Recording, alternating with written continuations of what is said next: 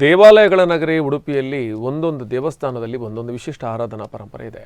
ಅದರಲ್ಲಿ ಶ್ರೀಕೃಷ್ಣ ಮಠದಲ್ಲಿ ನಡೆಯುವ ಪಶ್ಚಿಮ ಜಾಗರ ಅಥವಾ ಪಕ್ಷಿ ಜಾಗರ ಪೂಜೆ ಅತಿ ವಿಶೇಷವಾಗಿದೆ.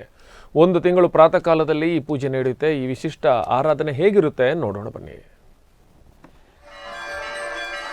ನಿತ್ಯೋತ್ಸವಗಳ ನಾಡು ಉಡುಪಿ ಪಡವಿಗೊಡೆಯ ಕೃಷ್ಣನ ಸನ್ನಿಧಿಯಲ್ಲಿ ನಿತ್ಯ 16 ಬಗೆಯ ಪೂಜೆ ನಡೆಯುತ್ತೆ. ಪರ್ಯಾಯ ಪೀಠವಿರದಿ ಅತಿ ಪ್ರಾತಃ ಕಾಲ 4ರಿಂದ ರಾತ್ರಿ 10ರವರೆಗೆ ಪೂಜಾದಿಗಳನ್ನು ನೆರವೇರಿಸಿ ಕೃಷ್ಣನನ್ನು ಮಲಗಿಸಿ ತಾವು ವಿಶ್ರಮಿಸುತ್ತಾರೆ.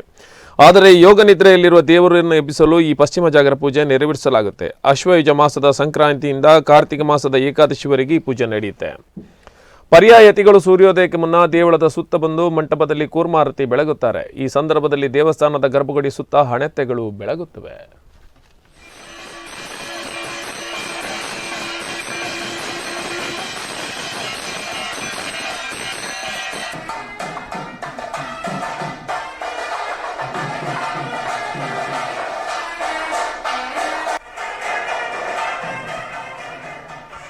ಯತಿಗಳು ಆರತಿ ಬೆಳಗುವ ಸಂದರ್ಭ ಶಂಖ, ನಗಾರಿ, ಡಮರು, ಉಡುಕು, ನಾಗಸ್ವರ, ತಾಸೆ ವಾದ್ಯಗಳ ಜೊತೆ ಸೂರ್ಯವಾದ್ಯ ಎಂಬ ವಿಶಿಷ್ಟ ವಾದ್ಯವನ್ನು ನುಡಿಸಲಾಗುತ್ತೆ.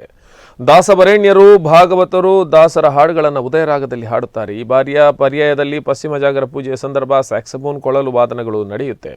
ಈ ಪಶ್ಚಿಮ ಜಾಗರ ಪೂಜೆಗೂ ಮುನ್ನ ಇತರ ಯತಿಗಳು ಆಗಮಿಸಿ ನರ್ಮಾಲ್ಯ ವಿಸರ್ಜನೆ, ಉಷಾಕಾಲ ಪೂಜೆ ಸೇರಿದಂತೆ ಇತರ ನಿತ್ಯ ಪೂಜೆಗಳನ್ನು ನಡೆಸುತ್ತಾರೆ. ನಾದ, ವೇದ ಮತ್ತು ಬೆಳಕಿನ ಸಂಯೋಜನೆಯಲ್ಲಿ ನಡೆಯುವ ವಿಶಿಷ್ಟ ಪೂಜೆ ನೋಡಲು ಪ್ರತಿನಿತ್ಯ ಅಧಿಕ ಸಂಖ್ಯೆಯ ಭಕ್ತಾದಿಗಳು ಸೇರುತ್ತಾರೆ.